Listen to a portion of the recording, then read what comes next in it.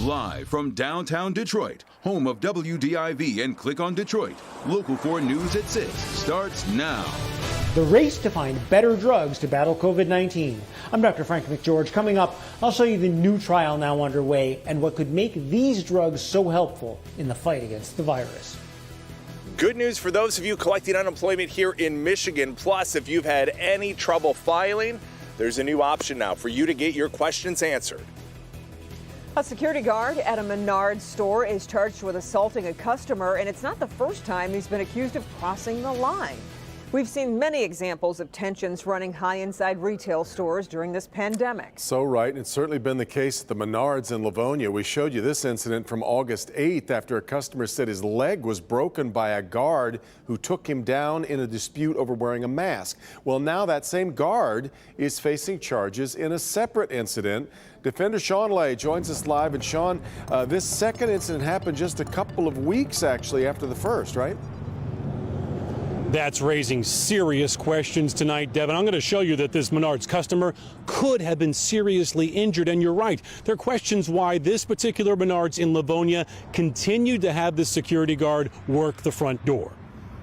This Menards in Livonia, that's where you shop. Yeah, that's correct. Did you ever dream this would happen? This is just totally ridiculous and uncalled for. James Collin is 69, had a liver transplant not long ago, and take a look at these photos of these bruises, his eye, his arms, and legs. He says he was thrown up into the air and onto the floor and jumped on by a security guard at the Livonia Menards after he says the guard cursed at him for trying to exit through the store entrance. Yeah, this guy was like a paramilitary or something in his mind, I guess. I don't know. It happened August 27th. The guard, Gil Brom of Walled Lake, is now facing an assault charge. The attorney for Collins says this is the same guard who on August 8th is seen on camera throwing another customer to the ground for not wearing a mask in the store. An incident detailed by the Local 4 defenders. I actually saw you on TV that like a month later, and I just started shaking again and like really got upset. What was Menards thinking when their security guards charged with assault and battery on a customer, keeping him there so that he can do it again and break someone else's leg? It's ridiculous. That guy ought to be out of here just for your own good, just as a corporate mentality. That guy, he ought to be suspended till the investigation or something. And late today, we heard from Menards saying that guard was hired by Pinkerton Security. We checked with Pinkerton Security, their corporate. They say they have fired that guard and they continue to investigate the guard. He goes to court next month on those assault charges. We're live tonight. Sean Lay, Local 4 Defenders. We're following it then. All right, Sean. Now to the fight against the spread of coronavirus as Michigan's COVID numbers remain frustratingly high. The state is confirming 1,597 new cases over the past 24 hours. And sad to report, another 33 people have died in Michigan from COVID. In a coronavirus briefing today, Governor Whitmer said it is time to double down on wearing masks and social distancing as we head into flu season. We all know the fall was going to bring colder weather. But we are now nearing the 2020-2021 flu season, and we're all spending more time indoors. We know that more people will get sick. We know that more people will get hospitalized, and sadly, more people will lose their battle with COVID-19. Based on what we know, a vaccine will not be available, much less widely distributed, for several months. And that's why we all have to do what we know works. We also heard from the state's chief medical executive, Dr. Janae Caldoun. She's encouraged by increases in testing, but says there are signs community spread is returning. Our case rate is now at 131 cases per million people per day, which is over 80% more than just 1 month ago. We are doing well, and this is good news. We're doing well with testing, and we're at 35,300 tests per day over the past week. However, I'm concerned that we are seeing the percent of those tests that are positive going up. That rate is now 4.9%. That's an indication that we are seeing community spread across the state. Dr. Khaldun also offered some advice we haven't heard from her when it comes to restaurants. She said ordering takeout is the best option, but if you do choose to eat inside a restaurant, keep your mask on at all times, only removing it to take a bite of food. She also recommended when dining indoors, only do so with people in your own household. A major move by the governor will extend unemployment benefits to those in need here in Michigan, and the Unemployment Insurance Agency has a new tool for those still struggling to file. Consumer investigator Hank Winchester has more. If you've had any issues trying to get in touch with somebody to solve any unemployment-related problems, well, you're not alone. Now there is a new option to help you. This as we receive big news from the governor. The state of Michigan has already paid out more than $25 billion in unemployment benefits since the pandemic started earlier this year. More than 2 million of you have applied and received help. While we've been working to make the system more user-friendly, doing so while responding to more than 2 million claims that the agency is currently working on has been a challenge. Now that help will continue at least through the end of this year, after the governor signed bills extending unemployment benefits until the end of 2020. She suggests more work needs to be done to keep that money coming to those in need in 2021. The other major UIA development, while offices do remain closed, UIA will soon begin taking appointments for help over the phone and online.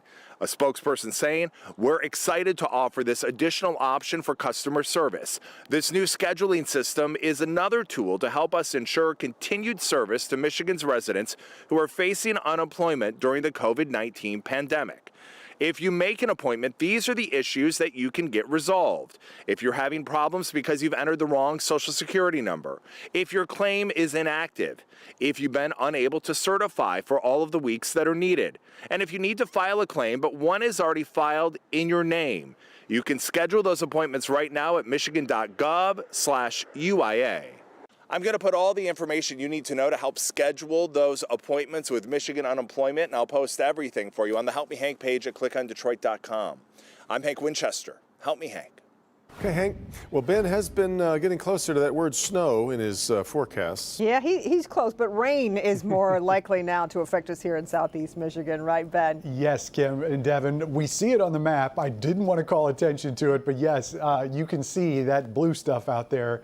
That is snow across parts of Minnesota, Wisconsin. We are on the warmer side. The rain coming in from the southern end of Lake Michigan, that's going to be here later tonight.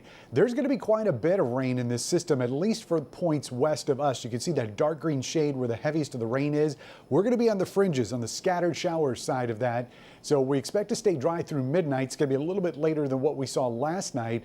Probably about 3, 4 o'clock in the morning is when we expect those showers to start pushing in. So coming up, we'll look at timing on that. We'll talk about some changes to the weekend forecast and also a very early peak at Halloween, all coming up in the next few minutes. Don't forget to download our local forecasters app, which does have our hour-by-hour forecast, which is going to be very interesting, where the highs and lows end up. Check that out, and we'll have your 7-day outlook in just a few minutes, guys. All right, Ben, now to Decision 2020. We are tracking Michigan's early voting numbers. 13 days now left until Election Day. We've already passed 2016's early voting turnout with almost 2 weeks to go. More than 1.5 million people have voted early, with more early votes expected, of course, as almost 3 million mail or absentee ballots have been sent out. We have all of the early voter turnout information on the Decision 2020 page right now at clickondetroit.com. Clinton Township's election department is closed tonight due to coronavirus. We're told, in fact, 3 employees have tested positive for COVID. Officials say the closure is a precautionary measure. They expect the department is going to reopen on Monday of next week. In the meantime, residents can still mail their ballot or drop it off at any of the 6 collection boxes that have been placed throughout the township. While a lot of attention is rightly focused on efforts to find a coronavirus vaccine, there is also an intense effort underway to find more effective treatments. Our Dr. Frank McGeorge joins us with the latest on a new trial to test some promising candidates. Doc? Yeah, Kim, the fastest path, of course, to finding better treatments is looking at drugs that are already approved for different conditions. So a new study by the National Institutes of Health reviewed over 130 drugs and selected 3 to test in hospitalized patients that are battling COVID-19. we know that people who get the sickest with SARS-CoV-2 viral infection are people whose immune system actually overreacts to the presence of the virus. That's how you end up in the ICU, maybe even on a ventilator. NIH Director Dr. Francis Collins says the new study will focus on drugs to help calm down that overreacting immune system. Think about it this way. Think about the virus as like a fire in your house. Maybe it's not terribly big fire, and your sprinklers turn on to put the fire out. And sometimes they put the fire out, but the sprinklers keep going, and then you end up with more water damage than you actually had from the fire. The goal is to find drugs that act like a control panel for the sprinklers, able to turn them down when the flames are out. The NIH study is testing Remicade, currently used to treat Crohn's disease, Orencia, a drug for rheumatoid arthritis, and CVC, an investigational drug by AbbVie. Patients in the clinical trial will randomly receive one of the 3 drugs or a placebo. 3 different drugs. 2 of them have already been in use for a long time for other conditions, but they might be just the thing here. One of them is a new drug, but it's also been in trials for other purposes. And we're going to find out whether these are the kinds of things that can help the sickest people with this condition, where we most need to save their lives. But Collins stresses the best thing is to have fewer people falling ill in the first place. It is really troubling to see how things are going up so steeply, and we all have a lot of work to do to try to get this turned around again. Yeah, now all of the patients enrolled in the clinical trial will also receive remdesivir, which is now standard in hospitalized patients that have COVID-19, and they could also receive the steroid dexamethasone or convalescent plasma at their doctor's discretion. So in fact, these drugs are being tested in addition to other treatments that we currently have, not in place of them. Yeah, I know these things take time, Dr. McGeorge, but how soon do the researchers hope to have some answers about these 3 drugs? Well, you know, Kim, the trial is scheduled to last about 6 months, but an independent review board will be monitoring the results at various points, and if they see a clear benefit from one or more of the drugs, that information might actually be available much sooner. Yeah, and we know you'll be following it for us. Okay, Doc, we appreciate it. Still ahead here at 6, a warning about a type of scam that's on the rise right now in Michigan and the red flags you need to be watching for. And here's Rod Maloney. The electric vehicle is on its way with a vengeance. The automotive industry is in a huge level of change. But a lot of people wonder if it's going to change the auto industry dramatically. We're going to take a look.